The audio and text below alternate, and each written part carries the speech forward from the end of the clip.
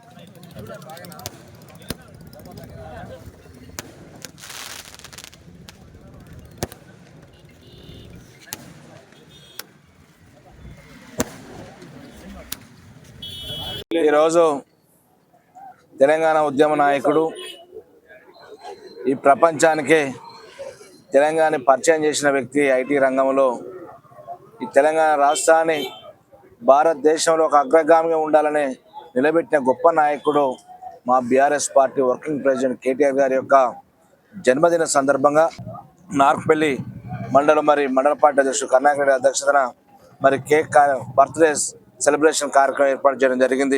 ఈరోజు నగరగారి నియోజకవర్గం తరఫున గౌరవ మాజీ ఐటీ పురపాలక శాఖ మంత్రులు మా పార్టీ వర్కింగ్ ప్రెసిడెంట్ గారికి భగవంతుని యొక్క ఆశీస్సులు, తెలంగాణ ప్రజల యొక్క ఆశీస్సులు, దీవెనలు, ఎంతోమంది యువతకి ఉద్యోగ అవకాశం కల్పించిన గొప్ప నాయకుడు, అలాంటి మహానాయకుడికి భగవంతుని ఆశీస్సులతో పాటు నగరగారి నియోజకవర్గ ప్రజలందరూ కూడా వారికి శుభాకాంక్షలు తెలియజేస్తూ వారి జన్మదిన కార్యక్రమం ఎన్నెన్నో చేసుకొని తెలంగాణ రాష్ట్రాన్ని అన్ని రంగాలలో వారి నాయకత్వాన్ని అభివృద్ధి జరుగుతుంది.